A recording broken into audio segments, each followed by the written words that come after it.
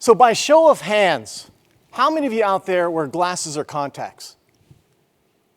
Wow, a lot of you. So does it help you see clearly? What about your vision for life? What is your vision?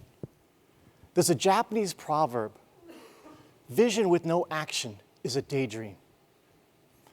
Action with no vision is a nightmare. What I'd like to do is share a personal story with you. My hope is that this will inspire you to find your vision and take some action to make it a reality. When I was 5 years old, my parents were divorced. And for 50 years, I never saw my natural dad. And this was because of my respect for my mom.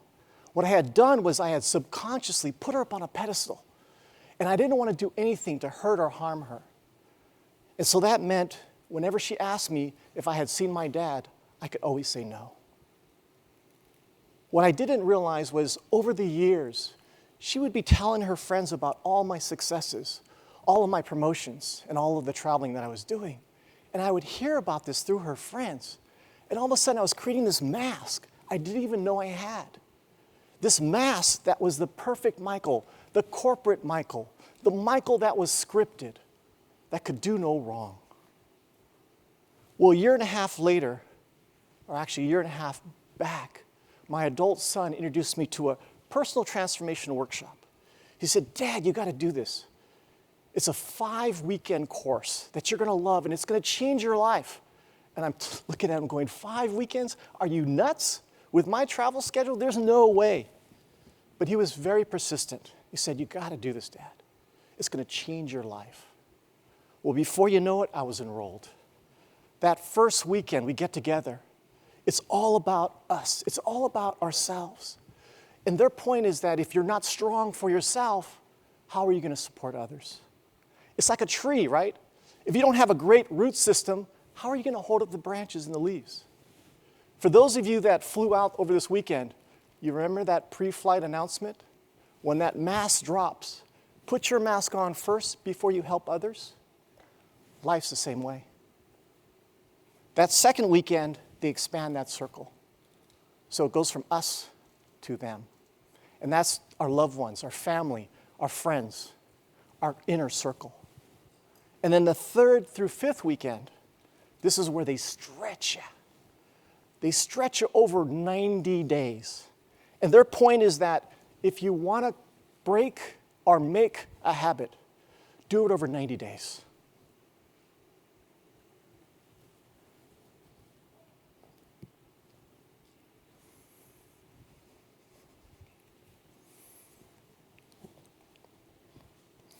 So one of the things I thought about after that second weekend was, what is my vision? It's to have no regrets and no limits. And so after that second weekend, I reached out to my brother who had been in touch with my dad, and I asked him to connect us. And so he did. And so that following Tuesday, for the first time in 50 years, I saw my dad. And I learned so much about the Sera side of the family that I had no idea about. They were actually farmers. They were grape farmers. And they owned land. Except during World War II, when Japan invaded the US, the government took 120,000 people off the West Coast and incarcerated them. And my family was one of those people. For those of you that know me, know that I volunteer at the Japanese American Museum of San Jose. I'm a docent. I've been there for 15 years. I'm also a board member. I was a past president. And I would share this story about the Japanese Americans with all these people, not realizing it was my story.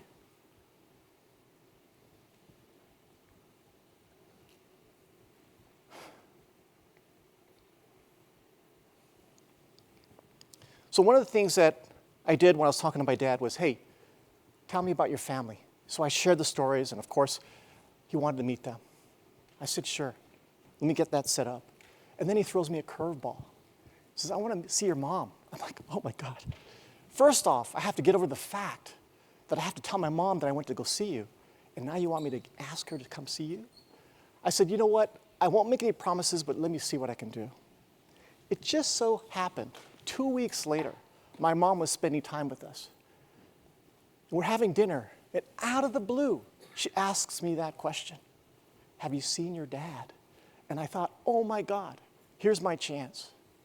So I kind of cringed, I kind of leaned in, and I said, actually, I went to go see him. And I was waiting for her to hit me, but it didn't happen. Instead, she asks, how's he doing?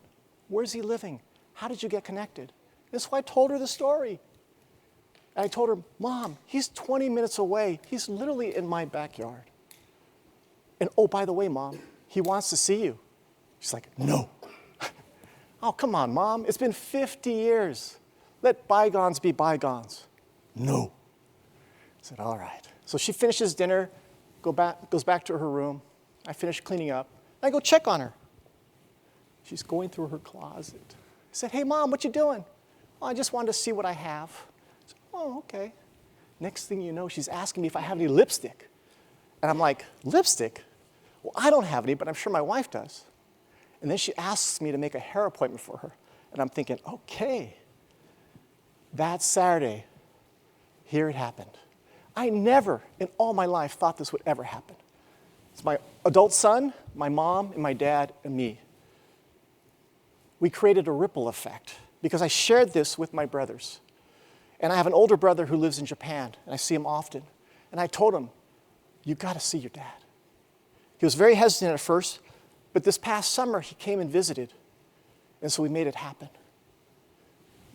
My brother who connected me with my dad, myself, my oldest brother from Tokyo, his wife, and my adult son. When we got together, my dad said, I'm the luckiest man on earth. A week later, he passed away. Timing is so important. I think back, if I had not taken my son up on his proposition about taking this personal transformational workshop, I would have missed this opportunity, and I would have regretted it for the rest of my life. Like Sam said, you have to be authentic. Take that damn mask off. Get rid of those subconscious barriers that are stopping you from doing things that you need to do. And don't wait. Don't wait.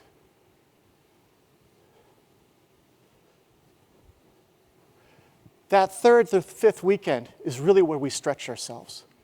And this is where we're forced to think about what we can do. And so for me, I had to come up with something. And before that, they physically stretch us by taking us to this rope course. And so here I am climbing this tree, getting on the platform, thinking about what is it I'm going to do. And so I thought, well, I'm a swimmer. How can I stretch myself?